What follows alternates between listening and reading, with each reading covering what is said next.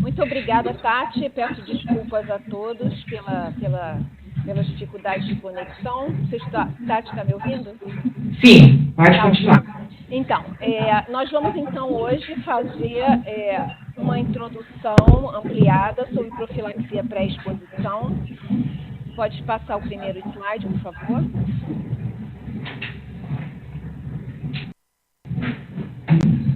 Como vocês sabem, nós estamos na 4ª década da epidemia de HIV/AIDS e, infelizmente, apesar de todos os avanços que nós temos tido com uma série de antirretrovirais já desenvolvidos, muitas opções de tratamento, nós ainda temos um número enorme de infecções que acontecem diariamente, em torno de 5.600 infecções acontecendo ainda ao dia, e no ano de 2015, 2 milhões de novas infecções ocorreram no mundo. Pode passar.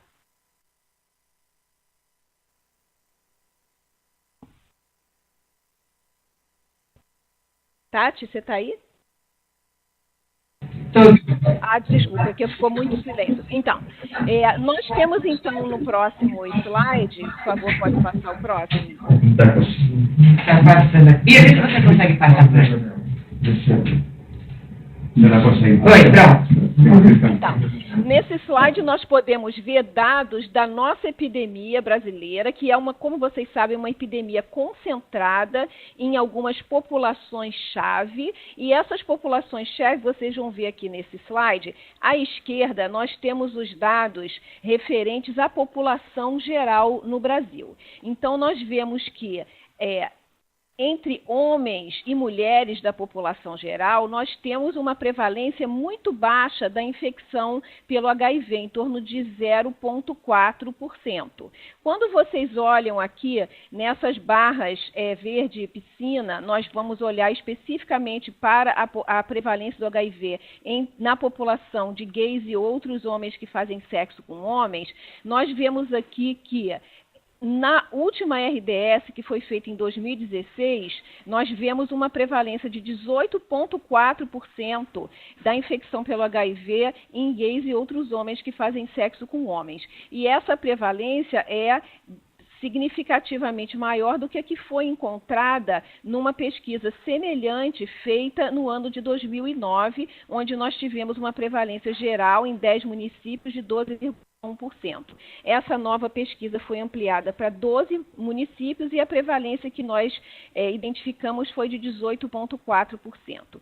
Quando a gente olha para essa barrinha lilás, nós vemos que na população de travestis e mulheres trans, numa pesquisa feita no Rio de Janeiro, também no ano passado, essa prevalência é de em torno de 31,2%. Então, nós vemos que para populações específicas, as prevalências são significativamente mais altas do que na população geral.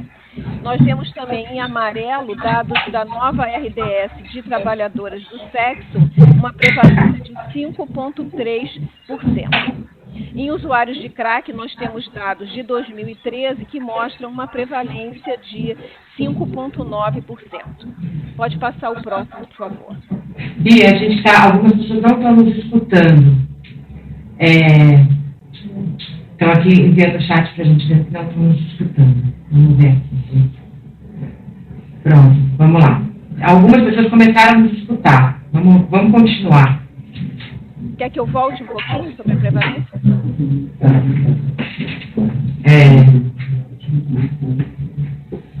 Vocês estão nos escutando novamente? Continua muito baixo, estão falando. Eu estou ouvindo normal, Tati. Normal? Normal. Então tá. Tem que ativar o áudio, gente. Tem gente que está escutando bem. Então vamos continuar, Bia, por favor. Tá bom. Então, seguindo nesse slide que está na tela agora, nós temos com mais detalhe os dados em relação à população trans. Como vocês veem, essa prevalência é de em torno de 31,2%, com prevalências elevadas também de outras doenças sexualmente transmissíveis nessa população, como sífilis, em torno de 29%, infecção retal por clamídia e gonorreia, também níveis altos. Próximo slide. Então, nesse slide nós vemos ainda, em relação aos dados da RDS de 2009, esses dados por cidade, nos 10 municípios que foram incluídos naquela pesquisa. E nós vemos que essa prevalência varia entre as cidades, mas ela é bastante elevada quando comparada à população geral. Pode passar. Nesse slide, nós vemos especificamente a proporção de casos de AIDS em indivíduos do sexo masculino entre 15 e 24 anos de idade.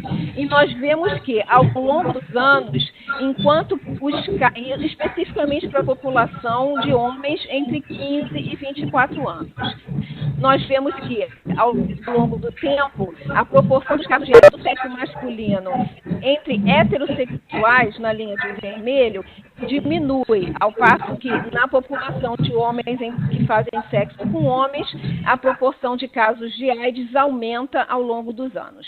E isso especificamente para a população muito jovem, entre 15 e 24 anos. Então, nós sabemos que, apesar do uso expandido da terapia antirretroviral, é muito difícil que a gente consiga controlar a epidemia de HIV/AIDS com o uso da terapia antirretroviral e com os outros instrumentos de prevenção que nós temos. Então, nesse próximo slide, vocês vão ver que nós temos aqui desenhadas as inúmeras opções disponíveis hoje em relação à prevenção do HIV/AIDS. Então, nós temos a profilaxia pós-exposição. Tati, você está aí? Pode passar o slide, por favor? Então, inúmeras estratégias de prevenção, como o preservativo, a profilaxia pós-exposição, a terapia antirretroviral, o tratamento das DSTs, mas é difícil que com esses insumos já disponíveis a gente vá poder controlar essa epidemia. Pode passar, por favor. E nesse contexto surge a profilaxia pré-exposição como mais uma opção a ser acrescentada no menu de estratégias que compõe a prevenção combinada. Pode passar, por favor. O que é, então, a profilaxia pré-exposição? É a estratégia do uso do antirretroviral por um indivíduo não infectado pelo HIV, mas que tem um risco aumentado de adquirir essa infecção. E a gente usa como a profilaxia pré-exposição? A gente usa preventivamente. Essa profilaxia pré-exposição, ela foi testada especificamente com uma combinação de antirretrovirais, que são o tenofovir e a interferona. Essa combinação se mostrou segura e bem tolerada. Jim, vem cá para nós, pelo amor de Deus. Quem não estiver usando áudio, por favor. Eu acho que é lá também. Você viu que eu testei? Não. Então, mas olha aqui, aí tem um microfoninho aqui, na frente do nosso aqui do ambulatório. Por favor, quem não tiver, por favor, desligue o seu áudio, porque está interferindo na... Obrigada. Então, essa combinação de tenofovir com ensifentanina... Então, mas a esquerda é bastante segura e bem tolerada, e ela deve ser usada diariamente numa dose única. Pode passar.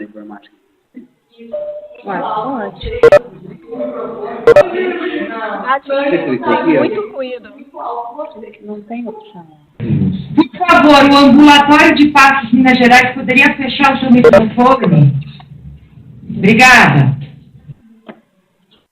Então, agora nós vamos passar a uma análise rápida dos estudos que foram desenvolvidos para que essa profilaxia fosse testada nas diferentes populações. O primeiro estudo que a gente vai mostrar é sobre a profilaxia pré-exposição testada na população especificamente de homens que fazem sexo com homens. E essas são informações do estudo IPREX, que foi conduzido entre 2007 a 2009 e foi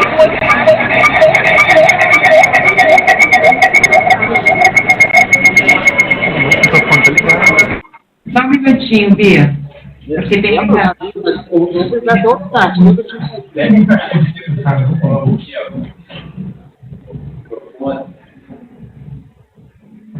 sumiu tudo. Por favor, fechem os seus microfones, gente. Não estou conseguindo fazer fechar o de todos ao mesmo tempo. Fechar o microfone.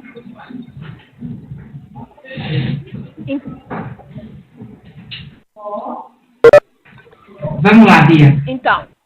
Então, a profilaxia pré-exposição foi testada em diferentes populações e nós vamos aqui rapidamente revisar os estudos que levaram à aprovação dessa estratégia para a prevenção para o HIV. O primeiro estudo que a gente vai falar é o estudo IPREX, que foi o estudo que demonstrou a eficácia da PrEP para a população de homens que fazem sexo com homens.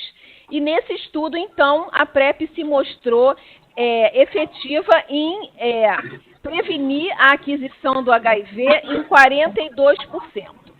O próximo estudo foi um estudo realizado entre mulheres na África. E esse estudo... Liga esse microfone. Por favor.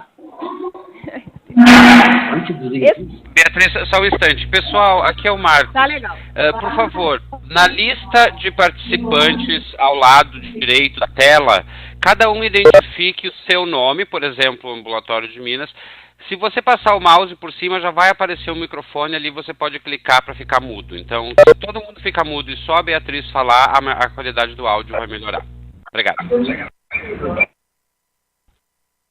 Ótimo, obrigada, Marcos. Então, o segundo estudo, então, como eu disse, foi realizado na África somente para a população de mulheres sob risco de adquirir a infecção pelo HIV, e os resultados se mostraram bastante ruins. E a gente vai falar em seguida por que esses resultados iniciais entre mulheres foram tão desastrosos assim. O próximo estudo foi um estudo realizado de novo na África, mas entre heterossexuais homens e mulheres. E esse estudo, que foi conhecido como estudo TDF2, mostra já níveis de eficácia bem superiores, tanto para homens, quando a gente compara com o IPREX, quanto para mulheres, quando a gente compara com o estudo FEMPREP. O próximo estudo foi outro estudo realizado na África, dessa vez envolvendo populações de casais sorodiscordantes, onde um indivíduo é HIV positivo e o outro indivíduo é HIV negativo. E nesse estudo, novamente, nós vemos níveis bastante altos de proteção, tanto para homens quanto para mulheres.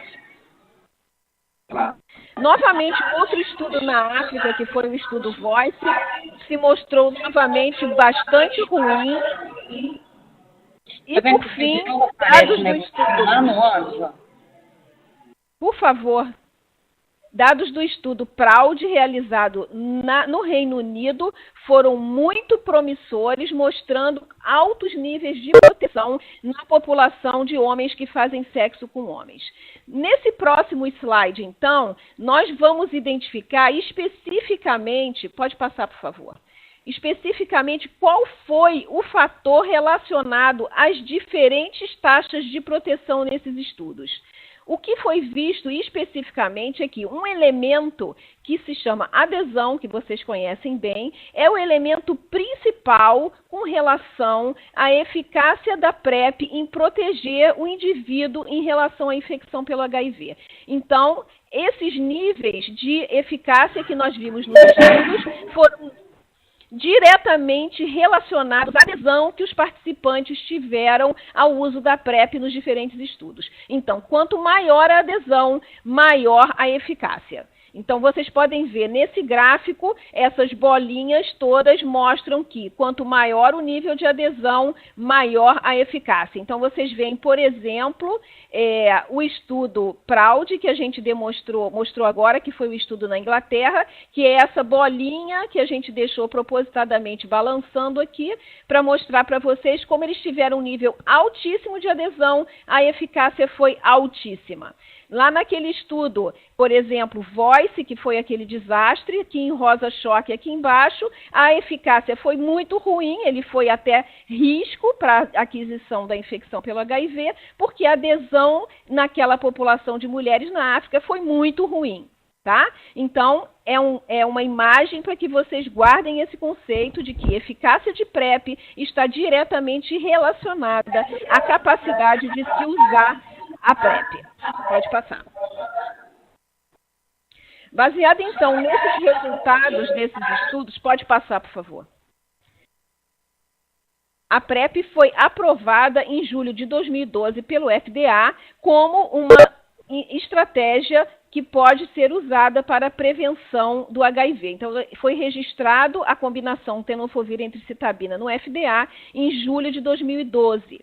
E, na sequência, a OMS orientou, então, aos países a desenvolverem estudos de demonstração para ver como é que essa estratégia poderia ser implementada nos diferentes serviços, das diferentes estruturas de saúde dos diferentes países, dos diferentes sistemas de saúde. No nosso país, a Anvisa aprovou a combinação tenofovir entricitabina em maio de 2017. Então, essa droga, o Truvada, foi registrado para prevenção no Brasil há poucos meses atrás. Próximo slide, por favor. Nesse slide, então, nós vemos no mundo como é que está a aprovação regulatória global da combinação tenofovir entricitabina para PrEP, e a gente vê que isso vem avançando bastante nos últimos anos, e já vemos aqui o Brasil em laranja, mostrando que a droga está aprovada no nosso país. Pode passar, por favor. Então, tendo visto os dados importantes de eficácia e tendo visto e revisado o conceito de que a adesão é fundamental para a eficácia da PrEP, quais são, então, as principais questões relacionadas à incorporação dessa estratégia de prevenção? Pode passar, por favor. A primeira questão é em relação à segurança e tolerabilidade. Então, essa droga é uma droga usada para o tratamento da infecção pelo HIV há muitos e muitos anos, tá? Então, a combinação tenofovir entricitabina, ela já é usada como um componente da TARV há muitos anos. Então, essa segurança e tolerabilidade, ela já é conhecida. Em relação especificamente a estudos de PrEP, foi identificada uma síndrome que é chamada síndrome do início da PrEP, que ela causa alterações gastrointestinais, como náuseas, vômitos e tonteiras. Isso acontece em torno de 20% dos pacientes e ela é autolimitada, dura em torno de 2 a 3 semanas e desaparece depois disso. Outro ponto que é importante que a gente comente são em relação às alterações renais, que também aparecem num número muito pequeno de indivíduos. Então, não é um mito que se fala e não é uma questão absolutamente crítica, mas é importante que a gente tenha atenção de que as alterações de creatinina precisam ser acompanhadas para o segmento dos indivíduos que iniciam PrEP. Alterações ósseas também foram identificadas e essas alterações ósseas, elas também não são graves e elas são totalmente reversíveis após a interrupção da PrEP. E não houve, o que é importante, aumento do risco de fraturas entre essas pessoas. Pode passar, por favor. Entretanto, obviamente, dados de longo prazo são necessários. Pode passar. Nesse slide, nós mostramos especificamente os dados em relação à alteração da massa óssea, que, como eu disse, são totalmente reversíveis, uma vez que você suspenda a combinação tenofovir entre citabina. Pode passar. Outro ponto importante é que, como essa combinação de tenofovir entre citabina é usada para tratamento de indivíduos portadores crônicos da infecção por hepatite B, existe o risco de, ao interromper a PrEP, você ter alguma questão relacionada ao flare da infecção pela hepatite B. Mas foi feita uma avaliação dos dados do estudo IPREX e isso se mostrou seguro, ou seja, mesmo que se interrompa essa combinação, não é um alto risco para indivíduos portadores de hepatite B. Pode passar, por favor. Uma outra questão que muito se fala é em relação ao desenvolvimento de resistência viral. Por favor, pode passar o próximo slide.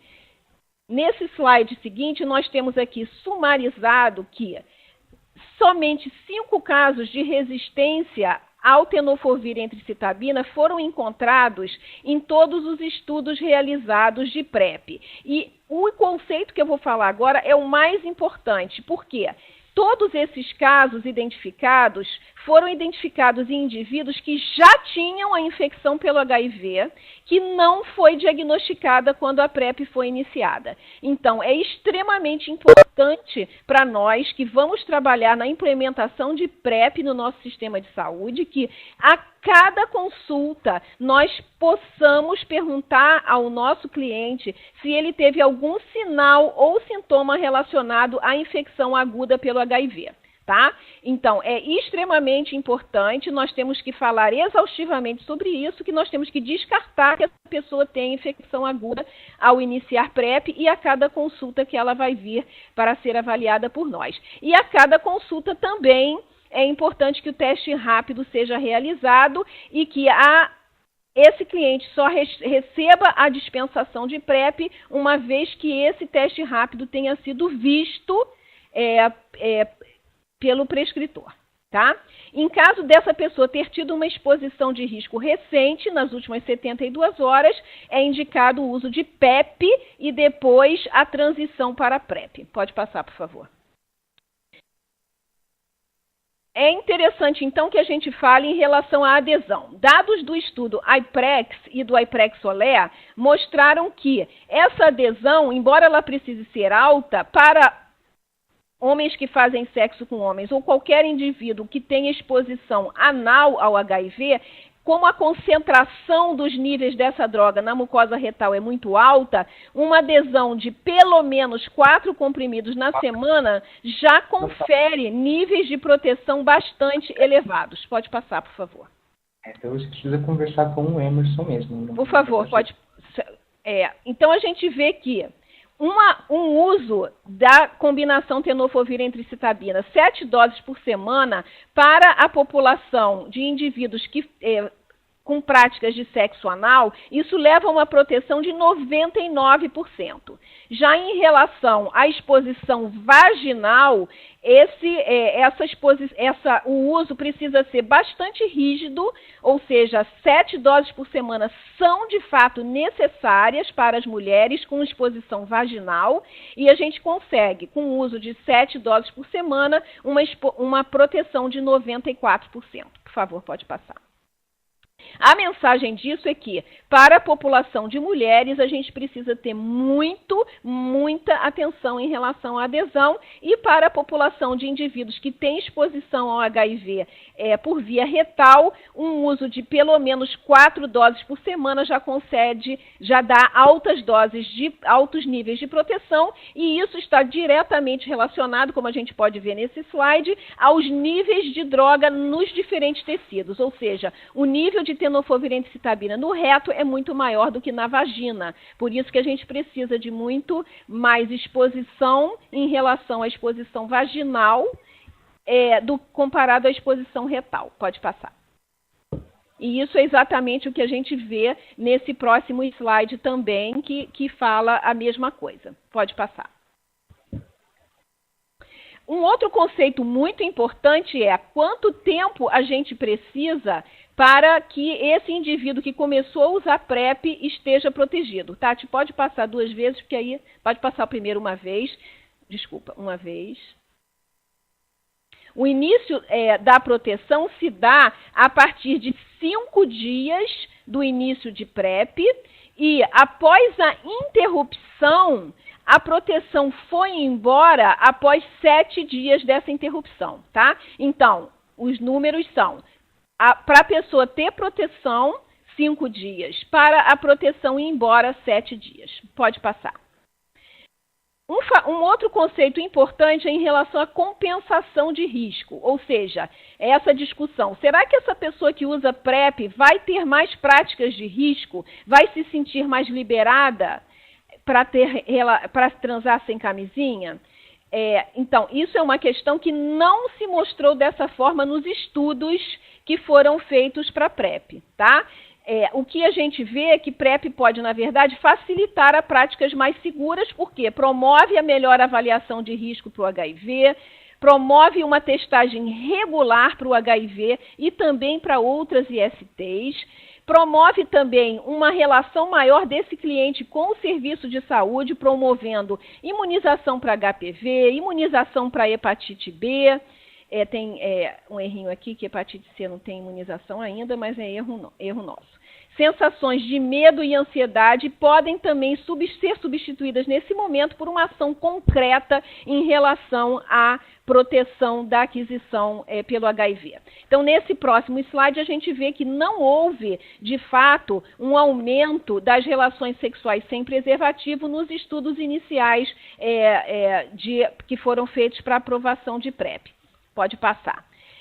Um outro conceito muito importante que está sendo muito falado é que a PrEP aumenta as doenças sexualmente transmissíveis. Isso é mito, não é a realidade. Por quê? Na verdade, quando o indivíduo está num programa de PrEP, a gente de fato tem chance de diagnosticar a IST que ele tem. Então, as ISTs já ocorriam. O que a gente está fazendo é, de fato, identificar que essa pessoa tem uma IST e providenciar para que essa IST seja tratada. Tá? Então, é um conceito equivocado de que PrEP leva a um aumento das DSTs. O que PrEP leva é essa pessoa estar engajada num serviço de saúde e ter a oportunidade de ter a sua IST diagnosticada e, uma vez diagnosticada, tratada. Tá? Nós vamos, então, falar rapidamente sobre os dados do estudo PrEP Brasil, que foi o estudo de demonstração que nós fizemos no nosso país, e no Rio de Janeiro, em São Paulo, e, posteriormente, esse estudo foi expandido para Porto Alegre e Manaus. Pode passar, por favor. Esse estudo no Brasil foi feito especificamente para a população de homens que fazem sexo com homens e mulheres trans e travestis no contexto do SUS, com o objetivo primário de avaliar a utilização da PrEP, a segurança e a nossa capacidade, de fato, de implementar PrEP nos serviços de saúde do SUS, tá? E, como eu já disse, esses foram os serviços, né, no Rio e São Paulo inicialmente. Essas foram as populações. E é importante a gente colocar que foram incluídos homens que fazem sexo com homens travestis e mulheres trans, que se encontravam, na ocasião, sob risco aumentado para adquirir a infecção pelo HIV. Pode passar, por favor. No momento inicial, nós avaliamos o conhecimento que eles tinham sobre PrEP. Tá? Era uma população bastante jovem, 1.200 indivíduos. Foi lá, eu acho mesmo. 1.200 indivíduos foram identificados e bastante jovens. De cara, nós vimos que em torno de 10% dessas pessoas abordadas tinham infecção pelo HIV. Pode passar, por favor. E nós identificamos que indivíduos um pouquinho mais velhos, com melhor nível de escolaridade, paulistas quando comparados a cariocas e que tinham teste de HIV mais recente, eles tinham mais conhecimento sobre a PrEP. Pode passar. Após o início a inclusão do uso de PrEP, nós tivemos a oportunidade de fazer a dosagem do nível de droga no sangue após um mês de uso. E nós vimos que a maior parte das pessoas incluídas no PrEP Brasil, no total 450 pessoas iniciaram PrEP, 78,5% dessas pessoas tinham níveis de droga compatíveis com pelo menos 4 doses por semana, o que é excelente. Pode passar. Nesse slide nós vemos aqueles sintomas que eu comentei, gastrointestinais, que aparecem no início do uso da PrEP. E nós vemos que, de forma importante, embora quase 30% das pessoas tenham tido algum sintoma, esses sintomas, de forma alguma, se mostraram associados a uma pior adesão à PrEP. Tá? Por favor, pode passar. No final de um ano de acompanhamento do PrEP Brasil, nós vimos que 83% das pessoas que começaram, ou seja, dos 400 que começaram, 376 chegaram ao fim do primeiro ano, 83% das pessoas se mantiveram então. Sendo que 74% dessas pessoas mantinham níveis de droga compatíveis com pelo menos 4 doses por semana. Então, é muito importante a gente ver que no PrEP Brasil a gente teve excelente retenção e excelente adesão. Tá? O que é importante para nós que vamos começar a implementar agora? PrEP no nosso sistema. Tá? Tinha uma maior chance de atingir níveis de proteção mais altos aquelas pessoas que tiveram níveis de proteção mais alto na semana 4, ou seja, a adesão inicial fala diretamente como vai ser a adesão a mais longo prazo, pessoas que tinham parceiros infectados pelo HIV e pessoas que usavam drogas estimulantes, demonstrando que essas pessoas estavam mais atentas à importância ao uso de PrEP. Nós tivemos também a oportunidade de fazer uma análise entre os nossos participantes mais jovens, até 25 anos. E nós vimos que, para os mais jovens, além desses 3 fatores que a gente já falou, ter uma cor da pele não negra e ter um parceiro estável foram fatores que diminuíram as chances de alcançar níveis de maior proteção. Ou seja, esses indivíduos eram mais vulneráveis a ter uma pior adesão à PrEP, enquanto que uma maior escolaridade e também receber mensagem, a gente fez também uma avaliação de envio de mensagem de texto, isso também foi associado a maior adesão entre indivíduos mais jovens, tá? Passando o próximo slide. Isso tudo que eu estou falando é em relação à dosagem de nível de droga no sangue. Então, são dados muito concretos. Entre os jovens e entre as pessoas trans, nós tivemos a oportunidade de fazer uma análise mais aprofundada da adesão medida pelos níveis de droga. E nós vimos, então, que entre os jovens e as mulheres trans, essa adesão vai diminuindo ao longo do tempo. Então, um esforço maior é necessário para trabalhar a adesão entre os homens que fazem sexo com homens bastante jovens, que são, como que a gente viu no início da apresentação, realmente aquelas pessoas mais vulneráveis e que estão se infectando mais, que são o maior número de casos novos na nossa epidemia. Então, a gente precisa dedicar um esforço maior em relação a trabalhar a adesão dessas pessoas e também em relação às travestis e mulheres trans, que também são uma população muito vulnerável, como a gente viu anteriormente. Pode passar. No PrEP Brasil, a gente não viu um aumento das DSTs ao longo do tempo, comparando ao longo do estudo, e nós vimos que altos níveis de adesão e retenção, como a gente falou, e não vimos também nada relacionado a um aumento do comportamento sexual de risco. Pode passar. Então, como a gente viu no PrEP Brasil, práticas sexuais de maior risco para o HIV, essas pessoas se mostraram mais interessadas em usar PrEP e tiveram altas taxas de adesão. A maior escolaridade esteve sempre associada aos melhores resultados, ou seja, uma associação com conhecimento prévio sobre PrEP, a decisão de fazer uso dessa medida e o nível de adesão à PrEP. A escolaridade influenciou em todos esses aspectos. Pode passar, por favor. Indivíduos mais jovens tinham um menor conhecimento e menor decisão em relação a usar PrEP, tá? Indicando uma maior vulnerabilidade ao HIV desse segmento populacional, o que faz todo um sentido quando a gente vê que o número de... a infecção pelo HIV, a nossa epidemia avança entre os jovens, tá? E os nossos resultados apontam também para a necessidade de desenvolver estratégias de informação e educação sobre PrEP direcionadas para a população mais jovem e menos educada, na qual a nossa epidemia avança mais rapidamente. Pode passar. Temos também dados que mostram que é importante uma maior educação, informação da população trans sobre os benefícios que a PrEP pode trazer para ela em termos de empoderamento em relação ao cuidado da sua saúde. Então, bastante educação comunitária é importante em relação à população trans. Pode passar. Os dados de DST a gente já falou, que nós tivemos uma prevalência alta, mas que ela não aumentou ao longo do estudo. Nós vimos também que o relato do uso de substâncias ilícitas e o uso de álcool abusivo, eles se mostraram superiores aos dados da população geral, corroborando uma vulnerabilidade maior dessa população. Também vimos que a alta prevalência de DST indica que os programas de PrEP podem ser uma excelente oportunidade tanto para o diagnóstico quanto para o tratamento das ISTs, tá? Porque, como vocês sabem, muitas vezes elas são totalmente assintomáticas e aumentam o risco de aquisição e transmissão do HIV. Pode passar.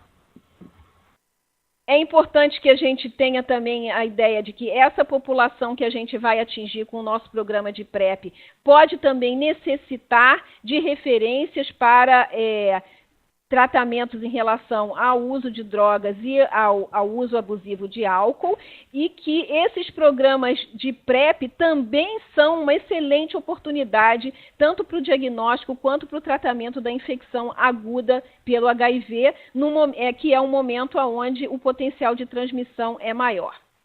É importante que a gente... Pode passar, por favor, esse mesmo. Não, esse aí, obrigada. É importante que a gente contextualize que a PrEP é um dos elementos no nosso pacote de prevenção combinada e que ela faz parte de um menu de opções que precisa estar disponível para que a pessoa identifique o que é melhor para ela naquele momento da sua vida. E isso pode variar de acordo com o momento da sua vida.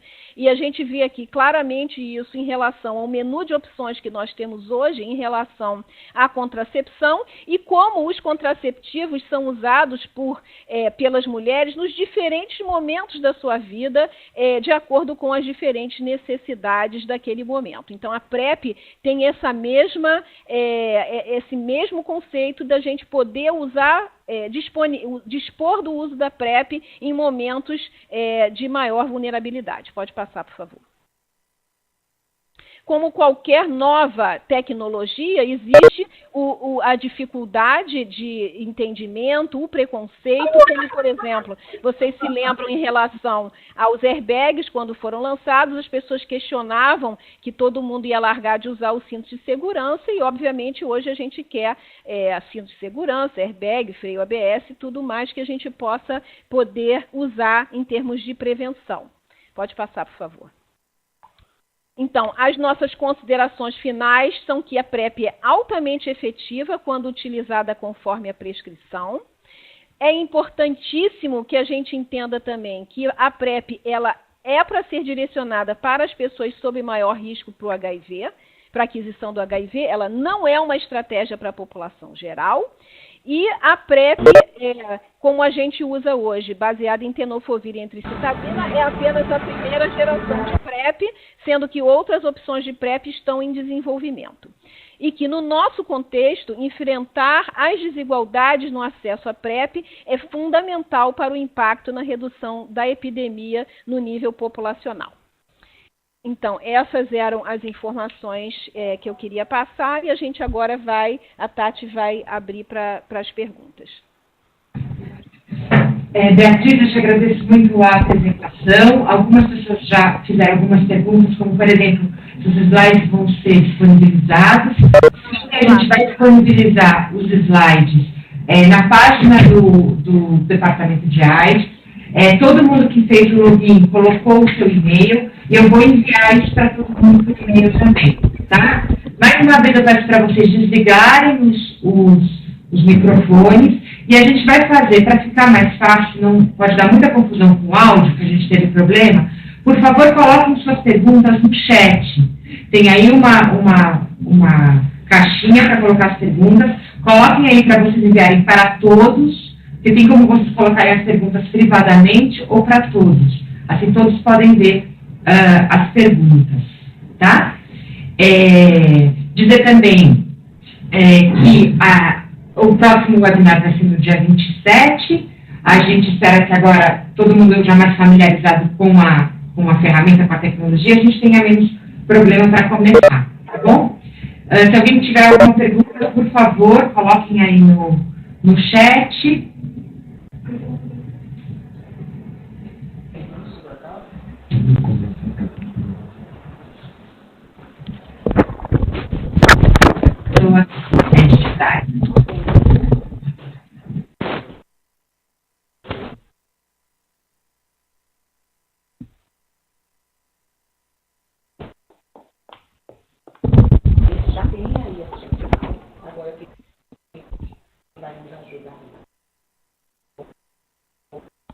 Então, vamos lá. A Franciele está perguntando onde e como vai ser disponível a PrEP e quais os critérios para distribuição. Franciele, essa pergunta a gente vai responder no próximo webinar, que é no dia 27, sobre a implementação da PrEP e sobre o PCDT, tá? Hoje a gente está respondendo as perguntas mais em relação à eficácia, segurança, as dúvidas que vocês tiveram sobre a apresentação da doutora Beatriz, se você me permite, tá? Uma pergunta do CRT AIDS de São Paulo, Bia. Quando começa a proteção das mulheres, visto que a concentração é menor? Bom, quem está assumindo aqui é Valdileia. A Bia teve que entrar ali num conference call, mas eu vou estar aqui para responder as perguntas. Nas mulheres, como a Beatriz mostrou, a proteção demora mais para atingir os níveis de concentração protetores, então nós precisamos de pelo menos 21 dias.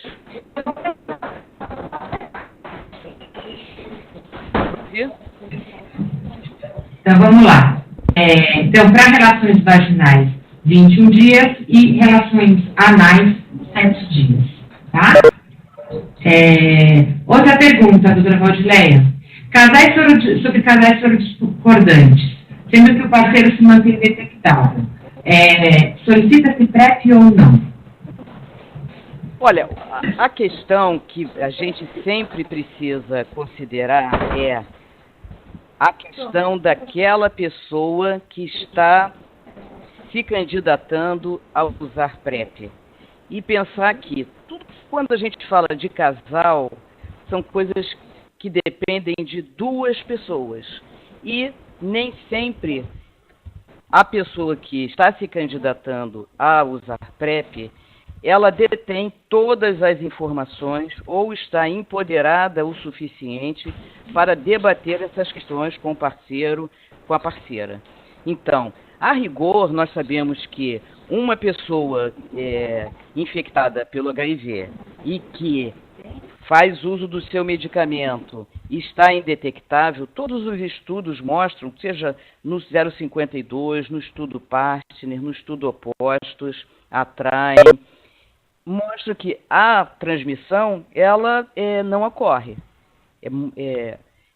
Esses estudos todos não evidenciaram. Agora, nós não...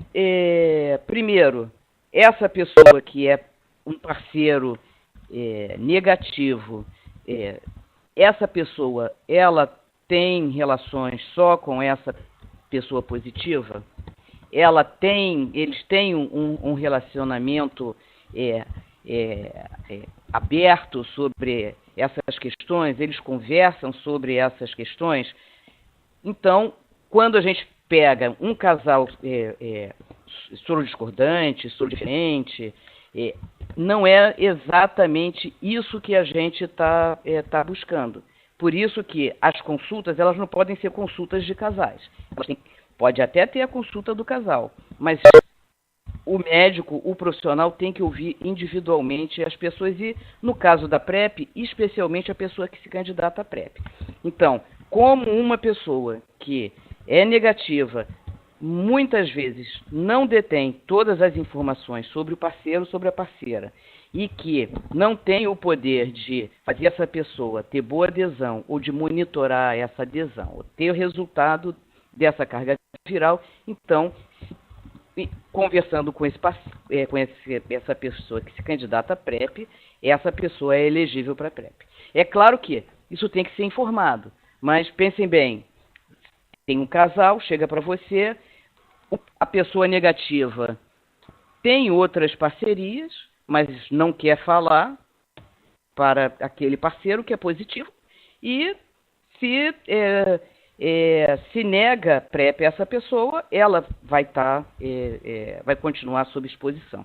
Então, são essas questões que estão envolvidas, que não é só uma questão biológica. O caso índice passa ou não passa para o parceiro negativo. Obrigada, doutora Valdilé. A gente tem mais uma pergunta aqui agora sobre a relação da PrEP em pessoas que estejam em tratamento de hepatite B. Como é que fica se alguém tem hepatite B e quer usar PrEP? A hepatite B, os dados que nós temos, inclusive no estudo IPREX, nós tivemos, embora o Brasil não tenha incluído pacientes com hepatite B, a gente preferiu deixar de fora, mas outros países que participaram do estudo incluíram. Não se viu nenhuma ação deletéria em relação a utilizar PrEP, a utilização de PrEP pelos portadores de hepatite B. O que nós precisamos atentar especialmente aqui no Brasil, onde a gente tem condição de investigar a pessoa, saber em que situação essa pessoa está em relação à hepatite B, à função hepática, e atentar para o fato de que quando essa pessoa for deixar de usar PrEP, ela pode ter uma manifestação que é relacionada à retirada do medicamento que está fazendo a supressão do vírus da hepatite B. Então, não é impeditivo, mas a pessoa precisa ter uma atenção especial. Perfeito, doutora Valdilé. Duas perguntinhas, uma rápida. Qual a idade mínima para o início da PrEP no SUS? E quanto tempo a pessoa quanto tempo podemos manter a PEP, aqui está perguntando a PEP, e por quanto tempo vamos acompanhar o candidato a PEP? Eu estou entendendo que a pessoa está perguntando de PEP e não PrEP. Denise Bernard. Bom, a primeira coisa em relação à questão da idade, aí vem de uma questão colocada pela Conitec, que ela não, a Tatiana pode me corrigir se eu estiver errada, mas a Conitec ela colocou um limite de idade em relação ao acesso à PrEP. Né? No meu entender, as pessoas abaixo de 18 anos já deveriam poder fazer uso de PrEP, mas a Conitec entendeu que adolescentes ainda não, abaixo de 18 anos, ainda não estariam podendo fazer uso fora do contexto de uma pesquisa. Não é isso, Tatiana? É isso mesmo, doutora Valdilé. Na verdade, a Conitec segue o que a Anvisa aprovou, né? A Anvisa aprovou o uso do tenofovir pegcetacina como prevenção para maiores de 18 anos. Por enquanto, é essa aprovação que a gente tem. E a outra pergunta era sobre a PEP. A PEP, né? Então, não, essa é uma questão muito interessante, porque faz parte do processo em que você está avaliando uma pessoa. Muitas vezes a pessoa chega para você buscando PrEP e você identifica que ela tem uma exposição dentro da janela de usar PrEP. Então, essa pessoa vai seguir os trâmites para avaliar, né, se ela a testagem, se ela tem um quadro se ela pode estar infectada ou não, vai iniciar o uso de PEP, se ela tiver negativa, e dentro desse processo ela vai transicionar para PrEP, na medida em que você exclui que ela tenha adquirido a infecção pelo HIV naquele tratamento, naquele episódio em que ela está utilizando o PEP. Então, essa pessoa vai receber PEP e vai transicionar para PrEP após você concluir que ela não se infectou. Obrigada, doutora Valdileia. Aqui uma outra pergunta sobre a farmacovigilância de pacientes que estão utilizando a PrEP. Existem estudos sobre a segurança de quanto tempo pode ser utilizada, a PrEP pode ser utilizada continuamente? Olha, a farmacovigilância ela é uma obrigação de toda empresa que coloca uma droga no mercado. Com certeza a Gilead tem feito essa farmacovigilância. Eu não tenho dados de que a Gilead tenha publicado sobre a farmacovigilância. Mas nós temos muitas pessoas usando a PrEP e não tem se visto nada de relevante em relação a isso, diferente, mas é ainda uma questão que está em aberto e a nossa própria experiência em utilizar o Ciclone para o programa de PrEP vai permitir que se faça essa farmacovigilância de uma forma estruturada num país de uma dimensão como o Brasil. Agora uma pergunta sobre o PrEP Brasil, doutora Valdileia. No estudo, pessoas com maior nível educacional têm maior conhecimento e poder de decisão. Você não acha que a seleção dos mais vulneráveis será um desafio maior para a implementação da PrEP no SUS? E qual foi e como foi a estratégia que vocês utilizaram para chegar a essas populações? Não, com certeza. Isso faz parte de do processo de incorporação de qualquer tecnologia. De uma forma geral, quem se beneficia... Alô? Está ouvindo? Alô? Sim, estamos ouvindo. Pode continuar. Em geral, quem se beneficia primeiro da tecnologia são as pessoas que têm uma capacidade de se conectar, têm uma autoeficácia maior. Então, essas pessoas elas têm um movimento de buscar as coisas que interessam a elas e que elas tomaram conhecimento. Quando a gente vai para as populações mais vulneráveis, e a gente pode ver, usar como exemplo o próprio tratamento, o próprio diagnóstico, o próprio tratamento. As pessoas mais vulneráveis, elas são diagnosticadas mais tarde, elas iniciam o tratamento mais tarde, então elas deixaram de se beneficiar da tecnologia, né, do tratamento, diagnóstico e tratamento, enquanto as pessoas que têm um nível de escolaridade mais alto, uma autoeficácia mais alta, se beneficiaram disso muito mais tempo, muito mais cedo. Então, você trabalhar para diminuir as desigualdades é fundamental. E isso a gente faz com diferentes, né, o plano agora é fazer com diferentes estratégias. Primeira coisa para a gente combater isso é ter a consciência de que isso ocorre. E quando a gente olha para os dados, a gente vê que realmente isso aconteceu. No PrEP Brasil, nós não fizemos um recrutamento. O estudo foi anunciado, foi divulgado e as pessoas buscaram.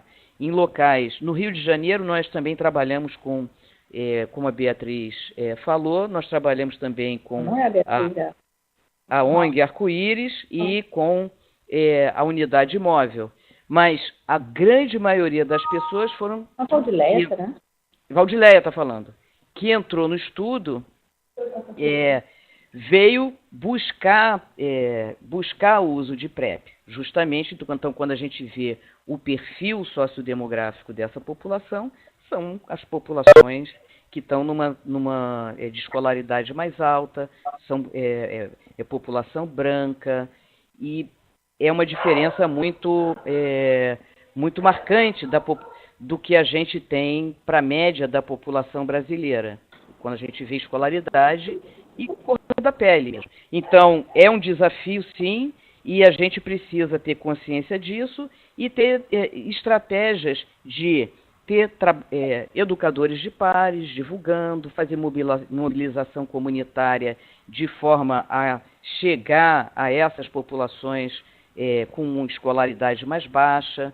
Então, e vamos acompanhar para ver em relação também a questão de se essas pessoas persistem, né, no uso de PrEP, como é a adesão, mas o que nós consideramos que é fundamental é realmente o conhecimento sobre a tecnologia e a percepção de risco. Obrigada, doutora Valdileia. Então, eu vou fazer mais duas perguntas aqui em conjunto. Se foi evidenciado, acreditando que ele está perguntando no PrEP Brasil, menor adesão à PrEP em pessoas que faz abuso de álcool e drogas? E a outra pergunta, que foi apresentado que o uso de preservativos aumentou com o uso da PrEP. Acho que está falando dos estudos de eficácia. Na oferta da PrEP, ele pergunta, Viviane, deve-se orientar o uso do preservativo? Tem algum dado quanto ao não uso do preservativo e a PrEP no PrEP Brasil? Olha, essa questão do preservativo, desde o início, ela é uma questão, não só do preservativo, mas o que se fala como chama de compensação de risco. As pessoas passarem a usar PrEP e abandonarem outras formas de proteção. E uma que tem bastante foco é a questão do uso do PrEP, do preservativo. No PrEP Brasil, a gente não evidenciou mudança de essa compensação de risco. Veja só, nós temos a questão do comportamento, ela termina que ela é relato, né? Porque a gente não tem um marcador biológico de uso de preservativo, de comportamento sexual de uma forma geral. Mas a gente, de certa forma, a gente tem as doenças sexualmente transmissíveis, as infecções sexualmente transmissíveis, que é um marcador indireto, vamos dizer assim, de exposição. Não não mede com precisão, mas é um indicador que pode ser usado como a gente chama de proxy, né, de certa forma. E nós realmente não evidenciamos essa compensação a ocorrência de compensação de risco no estudo PrEP Brasil. O que se verifica também é que todos os estudos mostram que as pessoas que se expõem mais, elas também têm uma adesão maior. Primeiro, elas buscam mais PrEP e quando estão em PrEP, elas têm uma adesão maior. Então, é isso também que a gente viu em relação à questão de álcool, drogas, vai nessa linha. E é uma coisa muito interessante, né, isso, porque quando se fala de adesão, como se fala de compensação de risco, e principalmente de adesão, se pensa que as pessoas vão fazer mau uso ou que elas não vão usar aquela tecnologia de uma forma que as proteja. O que a gente vê na vida real é que, pelo menos nos dados que se tem agora, é que são justamente essas pessoas sobre maior risco que elas têm esse entendimento e elas buscam mais PrEP e elas usam PrEP melhor do que as que não têm um risco tão alto de infecção. Muito obrigada, doutora Valdilé, acho que isso é super importante. Só porque continuam aqui vindo uma pergunta sobre quantos dias a mulher, no caso que eu estou entendendo que é relação vaginal, a gente não pode esquecer que a mulher também faz relação sexual anal, né? Quantos dias precisa alcançar proteção? Eu vou só repetir mais uma vez, o PCDT nosso indica que são 20 dias para relação vaginal e 7 dias para relação anal, tá? Independente se é mulher ou homem. Mais uma pergunta, doutora Valdileia, sobre danos renais e hepáticos a longo prazo. O que se sabe sobre isso? Não se tem evidência de que isso ocorra. Existe um percentual das pessoas que usaram PrEP, né, os dados até agora mostram, podem ter uma ligeira alteração da função renal, que não tem relevância clínica, pelo menos aos dados que nós temos agora, não tem relato de dano hepático com o uso de PrEP, e a alteração que a gente verifica na função renal, ela é totalmente reversível quando se interrompe o uso de PrEP. Uma pergunta sobre os usuários de PrEP no estudo de vocês do PrEP Brasil, se eles continuam a receber o Truvada e se eles continuarão recebendo até quando? Sim, todos os voluntários, né, os participantes do PrEP Brasil estão recebendo o Truvada e se eles se mantiverem dentro dos critérios que estão no PCDT do Ministério da Saúde, vão continuar recebendo Truvada, que os critérios são os mesmos que nós utilizamos no PrEP Brasil e que são os critérios básicos que têm estado em todos os guidelines, todos os protocolos que têm sido divulgados em relação à PrEP no mundo. Então, a resposta é sim, os voluntários continuam recebendo PrEP, Truvada, e vão continuar recebendo. A gente está com muitas perguntas, gente, a gente está chegando ao final da nossa sessão. Algumas das perguntas dizem respeito ao PCDT propriamente dito ou às iniciativas do Ministério da Saúde. No dia 27 de outubro, a gente vai ter um outro webinar específico sobre essas questões, então eu vou deixar algumas delas para ser respondida no próximo encontro nosso. Vou fazer mais uma pergunta para a doutora Valdilé. Gostaria também de dizer para vocês que não só a apresentação com o áudio, ela foi gravada e também a gente vai disponibilizar no site do departamento. Então, aquelas pessoas que tiveram problema no acesso do áudio no início, podem depois rever a apresentação inteira gravada, tá? Doutora Valdilé, então eu te faço uma última pergunta. As pessoas estão querendo saber sobre PrEP e planejamento reprodutivo. Se a mulher pode usar PrEP para concepção e durante a gestação e o aleitamento. Olha, a gente sabe que essa é uma questão para os casais, né? As pessoas que querem reproduzir, né? Querem ter filhos, tanto homens quanto mulheres. Nós estávamos...